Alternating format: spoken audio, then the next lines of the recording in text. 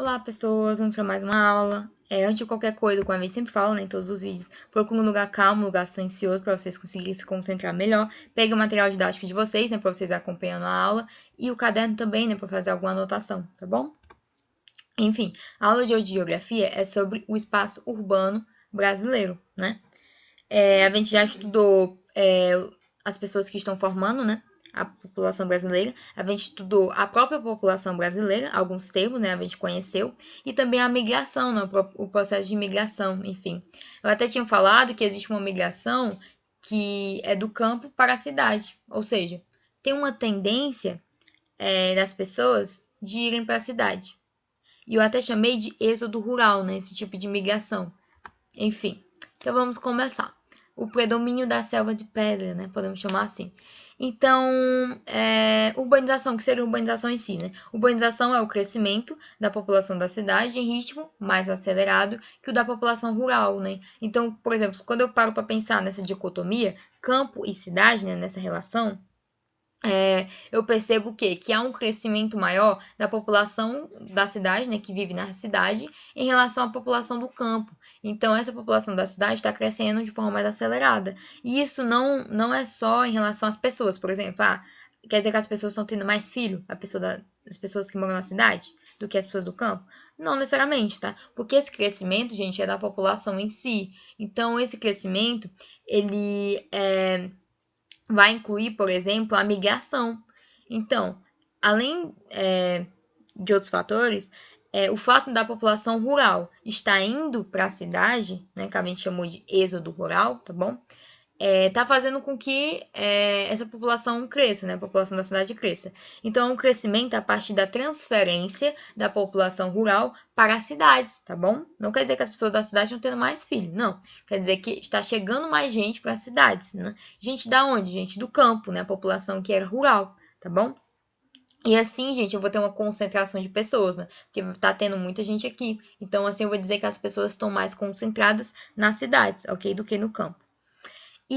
Quais seriam as causas, né, dessa urbanização? A gente pode citar aqui a industrialização, né, o processo de industrialização que acontece nas cidades, né, que ele chama a atenção, né, ele atrai as pessoas para as pessoas poderem trabalhar nas indústrias, mas também porque quando eu tenho uma industrialização aqui, eu vou desenvolver, por exemplo, cidades aqui, eu vou ter serviços, vou ter um comércio desenvolvido aqui também, né?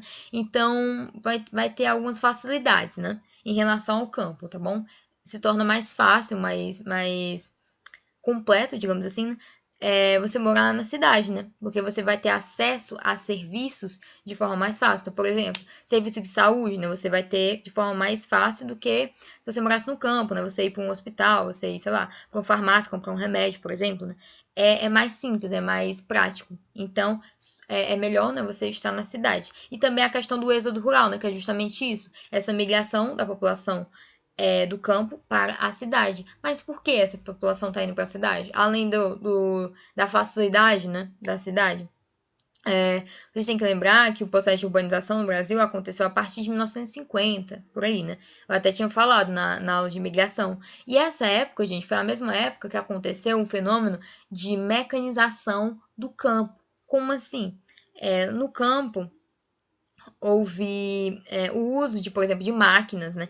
Então, vamos supor, se eu precisava aqui de 20 pessoas para plantar para mim, sei lá, para fazer alguma plantação para mim, agora eu não vou precisar mais dessas pessoas. Por quê? Porque eu comprei uma máquina que vai fazer isso, né? Sei lá, eu comprei um trator que ele vai fazer mais rápido, né? Enfim. Então, o que seria isso? É um processo de mecanização. Eu estou usando máquinas, né? Que é uma coisa mais moderna, enfim. E vai ser mais rápido, vai ser mais eficiente. Então, essa máquina está ocupando o lugar de pessoas que estariam trabalhando. Se essas pessoas não têm mais onde trabalhar, elas vão para a cidade, né, procurar algum trabalho, né. Então, por isso eu vou dizer que é um êxodo rural, né.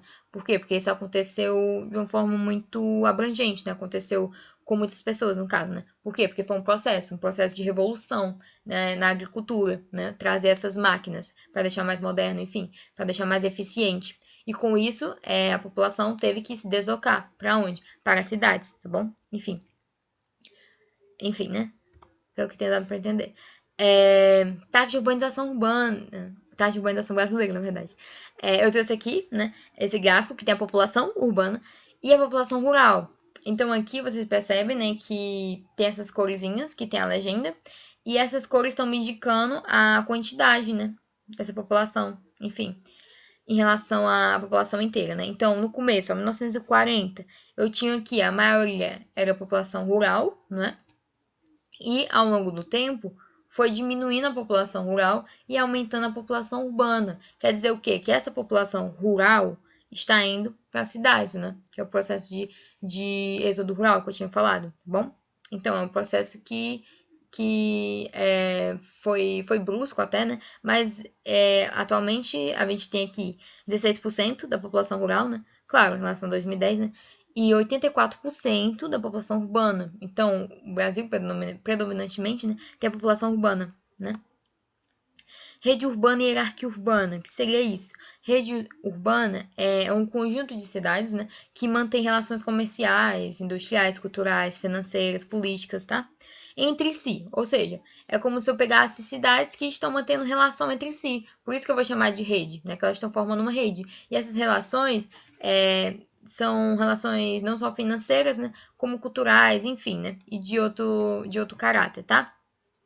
E vai ter uma determinada escala. Como assim escala? Na verdade, pode dizer que tem uma hierarquia. Ou seja, vai ter ali uma zona de influência maior e zonas de influências pequenas. Como assim? Eu vou ter, por exemplo, a metrópole global. O que seria uma metrópole global? São aquelas cidades que elas vão influenciar o território inteiro, né? O território brasileiro, e vão atrair pessoas, né? E inclusive instituições mundiais para essa cidade, tá bom? Inclusive, são elas que vão ter, por exemplo, centros de pesquisas, né? Bolsa de valores, por exemplo, né? Que tem em São Paulo, por exemplo. Bancos, universidades, né? Enfim. E essas metrópoles, elas vão dialogar com outras cidades, né? Enfim, cidades internacionais, com outras metrópoles, né? De outros países, por exemplo. Por isso que eu vou chamar de global. Eu posso citar aqui São Paulo, posso citar o Rio de Janeiro, tá bom? São metrópoles globais, tá? E elas vão influenciar, né, o território inteiro, enfim. E aí eu vou ter metrópoles nacionais. O que são metrópoles nacionais? São cidades, né, que vão influenciar todo o território também. A diferença aqui é que ela não vai ter esse diálogo tão fácil assim com cidades de outros países, tá?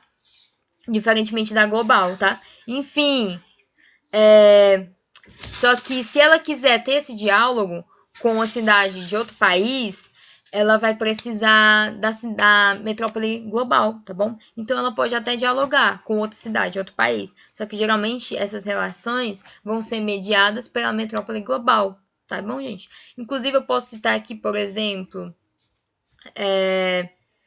vamos supor que Fortaleza. Eu posso citar Fortaleza, posso citar Recife também, tá? Como metrópoles nacionais. E, por exemplo, se essas duas cidades quiserem dialogar, sei lá, com outra cidade, né, quiser ter alguma relação internacional, geralmente vai ser mediado ou por São Paulo ou por Rio de Janeiro, né? Enfim, tá bom? Que são metrópoles globais. Metrópole regional. Essas são cidades, né, que ela vai ter economia diversificada, né, mais desenvolvida, mas essa economia ela vai ser limitada ao entorno da sua região, né? Então ela vai ter influência sim. Só que essa influência não chega a ser no território inteiro, no Brasil inteiro, não. Geralmente é só na sua região, é perto ali, tá bom? Enfim, deixa eu ver, eu posso citar Manaus, por exemplo, né? Eu posso citar Manaus como metrópole regional, que tem uma influência ali na região, né, aos arredores, mas não chega a ser no Brasil inteiro, tá bom? Centros regionais são capitais subordinadas às metrópoles, né? Todas essas metrópoles que eu falei, né? São 3 tipos de metrópoles. E esses centros regionais, eles são subordinados, né? Ou seja, são influenciados por todas essas metrópoles que eu falei, tá? Estão abaixo dela, então, né? Mas eles vão ter influência sim. Eles vão influenciar alguma parte, sim, uma parcela, né, da região, tá bom? Em que eles se encontram, tá? Vão influenciar um pouco, mas eles vão influenciar ali uma parcela, tá bom? E centros subregionais. Centros subregionais são cidades, né, que vão influenciar um número pequeno, né, enfim. Então, é uma região, uma sub-região, né, que vai ter influência sobre pequenas cidades, sobre pequenas vilas, tá bom? e é influenciada por todo mundo que eu falei, tá?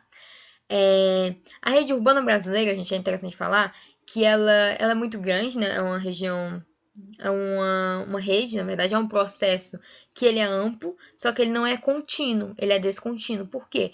Porque ele não chega em todo o território da mesma forma. Então, por exemplo, pode ser que no Sudeste, por exemplo, no Sudeste é algo mais elaborado, é algo que você consegue ver melhor, né? Essa rede mesmo, você consegue ver essa influência que as cidades têm nas outras, essa relação, né, por exemplo, de metrópole nacional, que vai influenciar regional, que vai influenciar os centros regionais. Você consegue ver essa ligação, né, como se todas estivessem interligadas de alguma forma. Só que em algumas regiões isso não vai ser tão visível, não vai ser tão perceptível, tá bom? Por exemplo, se eu pegar o Centro-Oeste não tem uma rede urbana tão bem interligada, vamos supor assim, né? Enfim, então eu percebo que é descontínuo, é como se, aqui não é a mesma coisa, né, do que é aqui, tá bom? E aqui eu trouxe essa imagem só para demonstrar, né, como seriam essas relações entre as cidades, né, e na rede urbana, tá bom? Então aqui eu tenho um esquema clássico, né, que é uma ideia de ver a hierarquia mesmo, né, que uma está influenciando a outra e ponto, né? A metrópole nacional influencia a regional, que influencia o centro regional, que influencia uma cidade local, que pode influenciar ali uma vila, né? A parte mais rural da cidade, enfim. Mas o nosso esquema atual, que é a forma mais correta da gente olhar, seria esse aqui, né? Que tem a metrópole nacional, que ela pode influenciar, ela está influenciando, na verdade, né? A metrópole regional, o centro regional e a cidade local, né? E tem até um tracinho, né? Por exemplo, a cidade local, ela é influenciada pelo centro regional. Realmente é. Mas ela também é influenciada pelas metrópoles, pela metrópole regional e pela metrópole nacional, tá bom? Uma ligação direta mesmo. Por quê? Porque a gente está no processo de globalização, né? Ou seja, as coisas estão chegando mais fáceis, né? Em todos os lugares. Por várias questões, né? Por questão, por exemplo, de transporte, né? Melhoria nos transportes, melhoria na comunicação, né? Nas tecnologias da comunicação, enfim. Então a gente tem uma interligação maior. Então essa cidade local ela pode ter acesso à metrópole nacional, por exemplo, né? Sem ter que passar pelas outras, tá bom? Sem ter que receber a influência das outras, tá? Ela pode ser influenciada diretamente por essa metrópole nacional, tá bom? E aqui eu tenho um mapa que ele está demonstrando essa rede urbana, tá? Percebam que tem esses pontinhos, ó, que eles estão coloridos. E até tem uma legenda aqui, né? Dizendo, grande metrópole nacional, metrópole, capital regional B, enfim. E aqui eu tenho esses pontinhos e eu tenho esses traços, né? Que demonstram essa rede urbana, essa rede de influência mesmo, né? Eu até tenho aqui as cores, né? Tem uma legenda indicando as cores, né? Por exemplo, Belo Horizonte, né? Que tá rosa meio roxo aqui. Enfim, esses setinhos mostram a influência, né, que Belo Horizonte tem. Se eu pegar São Paulo também está demonstrando a influência. Então aqui a gente consegue visualizar como uma rede mesmo, tá bom? Regiões metropolitanas. Que são regiões metropolitanas, né? Região metropolitana é um conjunto de municípios próximos, tá? Integrados socioeconomicamente, tá bom? Então vai importar o aspecto econômico e o social. Há uma cidade central, né, apresentando serviços públicos e infraestruturas comuns. Então, resumindo, o que é uma região metropolitana? É quando eu tenho uma cidade central e eu tenho outras cidades, né, outros municípios próximos, que eles vão ser interligados, né, vão ser integrados, tanto em aspecto econômico como social. Inclusive, vão ter os mesmos serviços públicos, né? Enfim, e infraestrutura, por exemplo, né?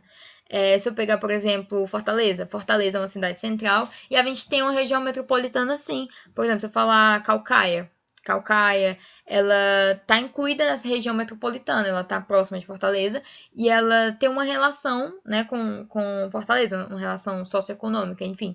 Então a gente pode dizer que ela está na região metropolitana, tá bom? O que seria conurbação, né? Conurbação é um termo que a gente usa para dizer o quê? É uma superposição, tá?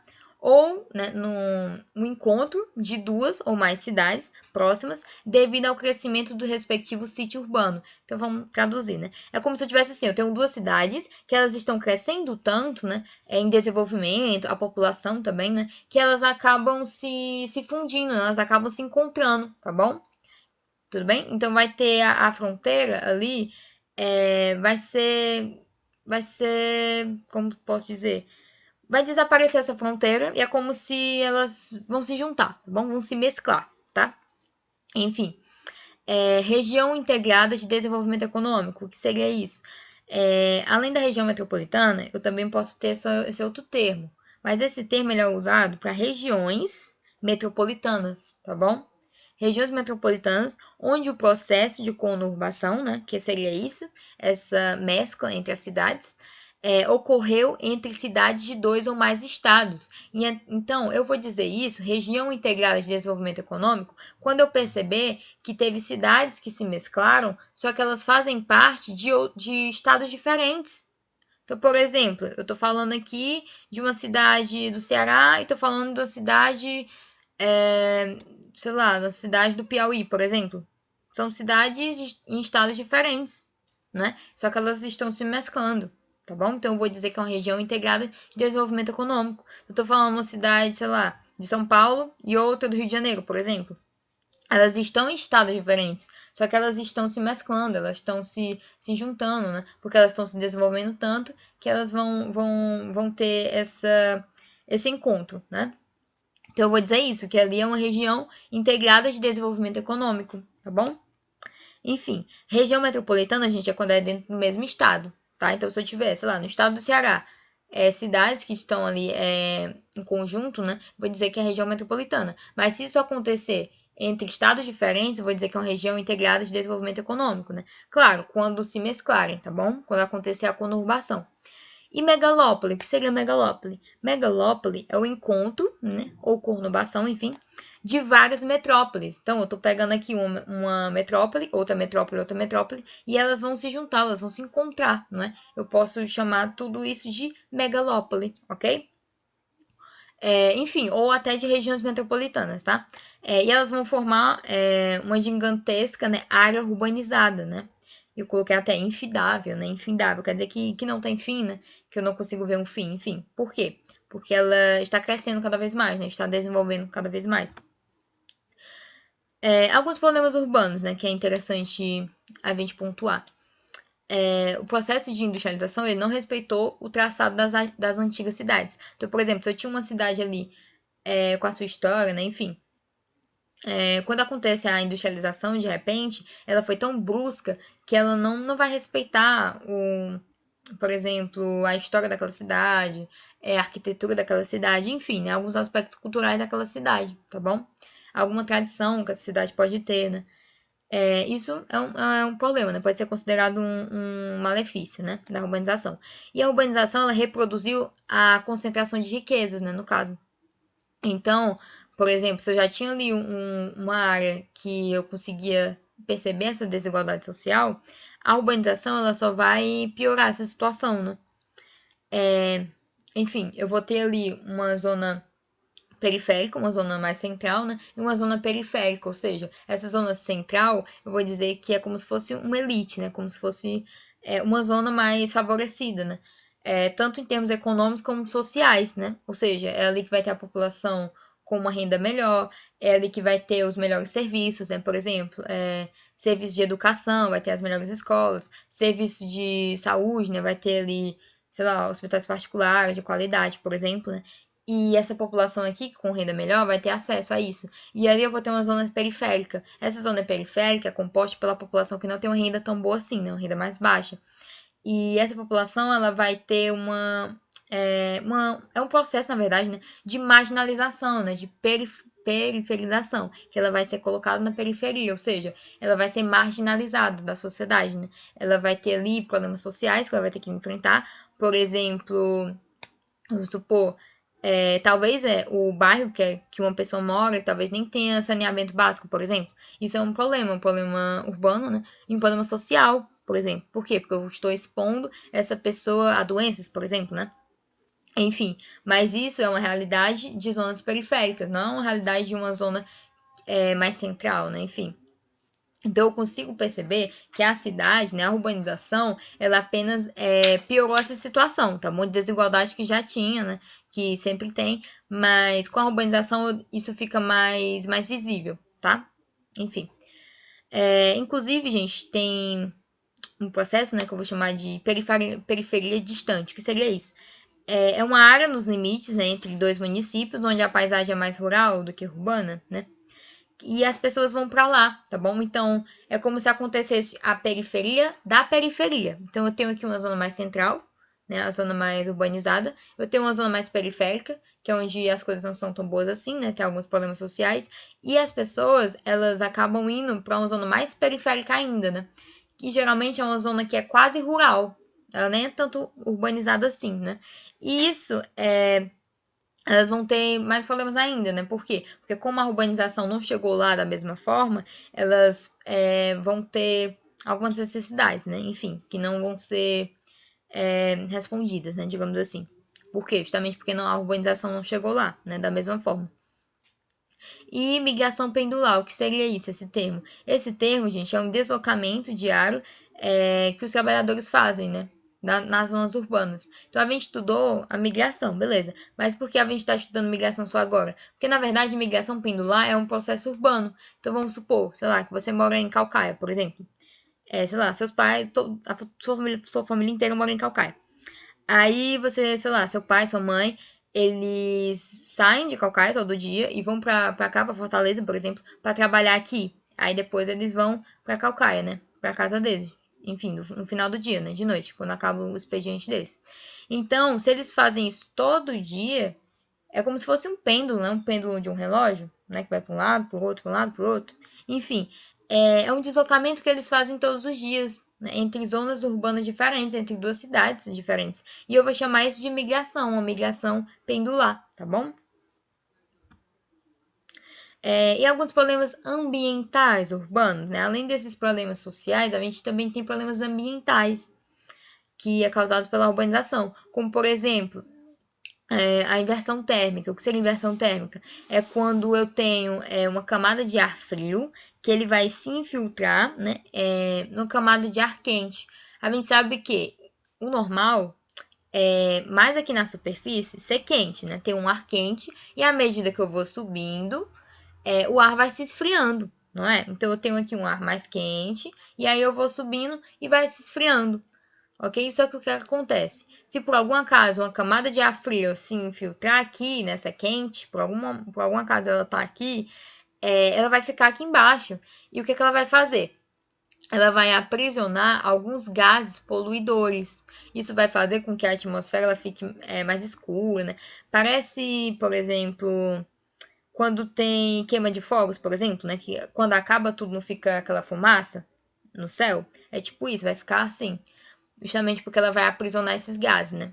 Então, por exemplo, sei lá, se eu tenho muitos carros, por exemplo, muitos automóveis, eles estão liberando ali um gás para a atmosfera, esse gás vai ficar aprisionado, tá bom? E eu tenho ilhas de calor, o que seria ilhas de calor? Quando eu tenho uma situação em que o solo está impermeabilizado. Como assim? Tem asfalto. Tem tanto asfalto que eu não tenho acesso ao solo. Então, por exemplo, se chover, a água não vai infiltrar no solo. Por quê? Porque nem estou vendo o solo, só tem asfalto. E assim eu vou ter uma elevação da taxa de calor, né? Porque como só tem asfalto, vai deixar mais quente. E além disso, se for construído edifícios, por exemplo, prédio ao redor, vai ficar mais quente ainda. Por quê? Porque não vai circular o vento, tá bom? Por isso que é chamado de ilha de calor. Chuvas ácidas são provocadas por emissão de gases, né? Então, alguns gases poluentes, quando eles chegam lá na atmosfera, eles vão, enfim, se misturar, né, com as nuvens de precipitação. E quando precipitar, quando chover, vai levar produtos de uma reação química, né, que eles têm um caráter ácido. Claro, não é um ácido tão forte, mas é ácido da mesma forma. E isso pode ter alguns prejuízos, né? Por exemplo, se eu tiver uma escultura de mármore, por exemplo, quando chover, vai destruir a escultura, né? Enfim, porque é ácido. Poluição hídrica, atmosfera do solo, sonora e visual. Vamos falar das poluições. Poluição hídrica é poluição de rios, né? Não só de rios, como de lençóis freáticos, né? Então, por exemplo, sei lá, se eu tenho um lixo a céu aberto e esse lixo a céu aberto não for tratado, né? Pode ser que esse lixo, né? Enfim, a composição dele de alguma forma vai infiltrar no solo e assim já vai poluir o solo. E além disso, ela vai poluir o lençol freático. Vocês lembram que o lençol freático é aquela água que está abaixo do solo, não é? Enfim, é como se fosse um riozinho, só que ele está debaixo do solo. Então, se eu poluir o solo, eu posso até poluir o lençol freático. Enfim, além da poluição de rios, né? Inclusive, a poluição do solo é principalmente por conta de esgoto a céu aberto, né? Do lixo direto no solo e de alguns resíduos químicos, né, que a gente acaba jogando no solo. Poluição atmosférica, justamente por isso, né, a poluição, principalmente por conta dos automóveis e das indústrias, né, que vão liberar gases para a atmosfera. Poluição sonora é em relação ao barulho, né, das cidades. E a poluição visual é isso, muita informação visual que a gente tem na cidade. Então, por exemplo, você está caminhando ali na cidade, você vê que tem outdoor de um lado, tem prédio de um lado, enfim, tem propaganda para tudo que é lado. Então, isso causa uma poluição visual, tá bom? E aqui eu trouxe aqui uma imagem para mostrar essa inversão térmica, tá? Ó, o fluxo normal, né? Ar quente, ar frio e o ar mais frio, tá? E no fluxo normal, esses poluentes que a gente está jogando para a atmosfera, eles seguem essa linha, né? Eles vão seguindo, né? Porque tá quente, e quando uma coisa tá quente, gente, ela tende a dispersar, tá bom? Tende a dispersar, tá? E quando uma coisa tá dispersando, né? Se eu tô jogando poluente e eles estão sendo dispersos, eles estão sendo espalhados, eles vão subir, tá? E na inversão, né? Que é quando acontece que a infiltração do ar frio, né? Ele fica aqui nessa camada embaixo. Percebam que esses poluentes, eles não vão para a atmosfera, né? Eles ficam aqui embaixo. E com isso, a gente tem uma poluição visual, né? Então, seria mais ou menos assim, tá bom? Vocês vão ter essa visão. Percebam que aqui a gente consegue até identificar, né? Tem uma camada mais escura e mais em cima tá um pouquinho mais claro. É como se estivesse passando essa camada fria, tá? Com poluição, enfim. Aqui eu coloquei um exercíciozinho, né, pra gente finalizar. Nos países industrializados, a migração campo-cidade tem como causa fundamental A. Carência de melhores condições sociais no campo. B. Baixa produtividade agrícola. Não, né? C. Pressão demográfica no campo. Pressão demográfica no campo. Não, né? Justamente é o contrário, né? Tem uma concentração maior da população na cidade, né? Não no campo. D. Dificuldade de aquisição de terras.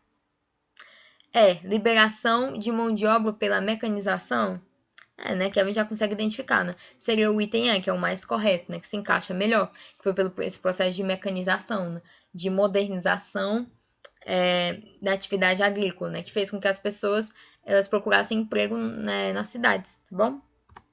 Enfim, espero que vocês tenham entendido. Se vocês tiverem dúvidas, vocês podem rever essa aula, tá bom? No canal da escola.